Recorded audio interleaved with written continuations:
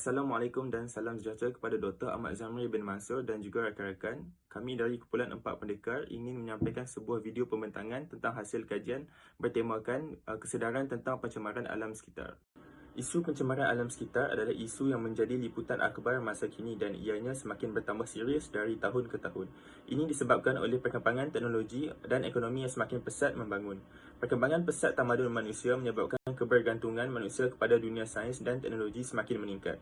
Malangnya, kepesatan ini menyebabkan manusia leka dalam menjalankan tanggungjawab memelihara alam sekitar. Kesan kepada aktiviti-aktiviti tersebut telah mula dirasai oleh generasi hari ini. Jika hal ini tidak dibendung, maka buruk akibatnya kepada kita semua. Terdapat dua jenis pencemaran, iaitu pencemaran yang disebabkan oleh faktor semula jadi dan juga pencemaran disebabkan oleh aktiviti manusia. Seterusnya, kita beralih kepada video sumber yang pertama. Video sumber yang pertama berkisarkan tentang sekumpulan pelajar yang menerangkan isu pencemaran secara terperinci pada minit ke-1.45 saat. Maksud pencemaran ialah sesuatu perbuatan yang mencemarkan alam sekeliling atau pembuangan bahan-bahan atau benda-benda hasil dari aktiviti manusia ke alam persekitaran yang menyebabkan terganggunya keselesaan atau kemandirian kehidupan dan juga mengakibatkan kesan-kesan memusnahkan sehingga membahayakan kesihatan manusia, mengancam sumber alam dan juga ekosistem. Seterusnya, video ini juga menjelaskan secara mendalam tentang maksud dan jenis-jenis pencemaran yang ada, iaitu pencemaran udara, tanah dan juga pencemaran bunyi. Seterusnya, juga menerangkan tentang perkara yang mengakibatkan pencemaran dan juga langkah-langkah yang patut dilakukan untuk mengurangkan kadar pencemaran. Antara penyebab-penyebab pencemaran utama adalah disebabkan oleh aktiviti industri yang membebaskan sisa kumbahan, bahan kimia dan juga asap kilang ke persekitaran secara tidak bertanggungjawab dan juga ditambah pula dengan sikap-sikap manusia yang suka membuang sampah secara merata-rata. Antara perkara yang patut dilakukan untuk mengurangkan kadar pencemaran adalah pihak berkuasa wajib mengenakan hukuman dan tindakan terhadap pihak industri yang membebaskan sisa-sisa industri mereka terhadap alam persekitaran secara sesuka hati. Kesimpulannya, banyak akibat buruk akan berlaku jika kita semua tidak sedar dan juga masih mengambil enteng tentang kepentingan isu pencemaran alam. Sekian saja dari saya dan seterusnya pembentangan akan disambung oleh ahli yang kedua. Terima kasih. Seterusnya, beralih ke video analisis kedua. Apa yang saya dapat ulaskan daripada video ini adalah alam sekitar amat penting bagi manusia dan haiwan. Akan tetapi, kemusnahan sering berlaku pada setiap tahun di Malaysia akibat pihak yang tidak bertanggungjawab. Kemusnahan yang sering berlaku adalah pembuangan sampah atau sisa toksik di sungai, aktiviti perkilangan yang membebaskan asap dan karbon dioksida, pembakaran secara terbuka yang melepaskan asap dan jelaga ke udara dan banyak lagi.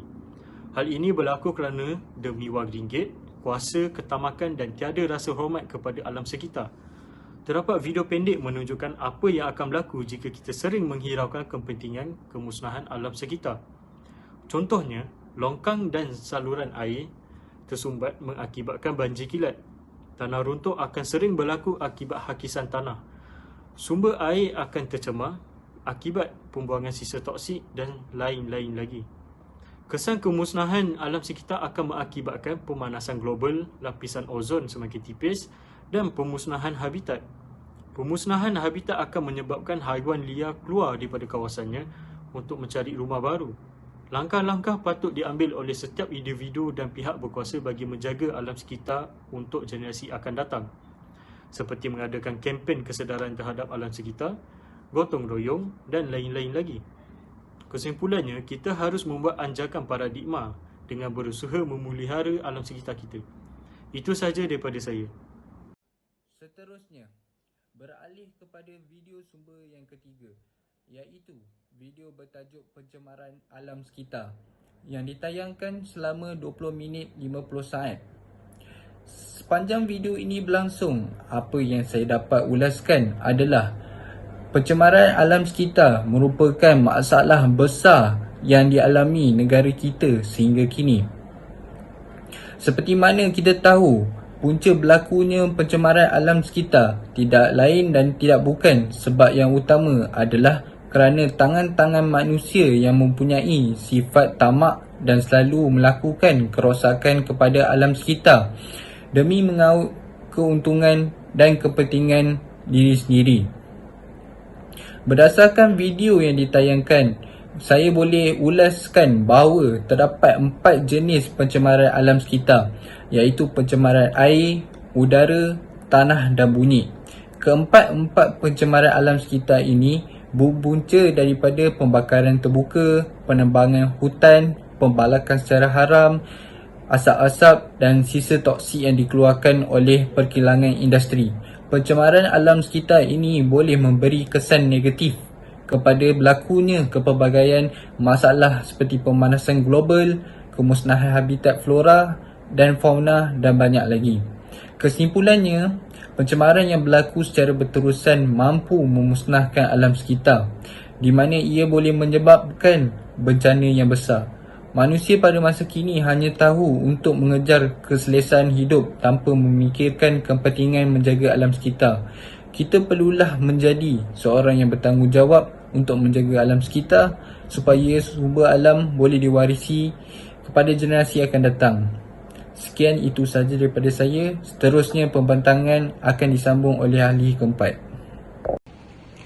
Akhirnya, tibalah giliran saya sebagai pembentang yang terakhir untuk membentangkan video sumber yang telah saya analisis ini, iaitu daripada video advokasi ilmuwan pencemaran alam sekitar tiada penyelesaian.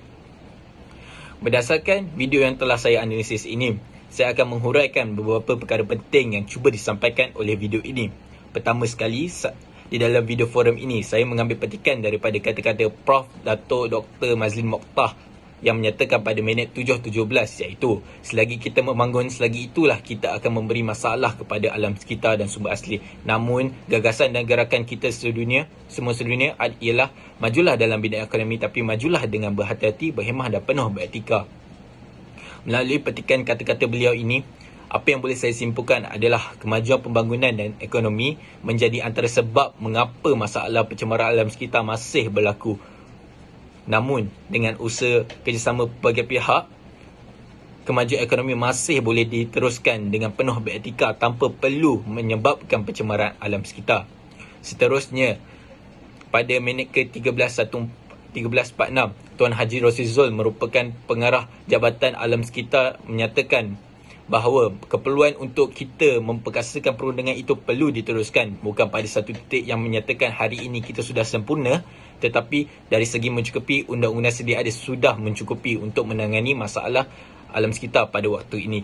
Akhir sekali, pada minit ke-31.15, Tuan Haji Rosizul juga menekankan kepada kita bahawa setiap orang perlu memainkan peranan masing-masing, termasuk orang awam ini, kerana alam sekitar merupakan tanggungjawab kita bersama, bukan terletak pada satu-satu pihak yang lain.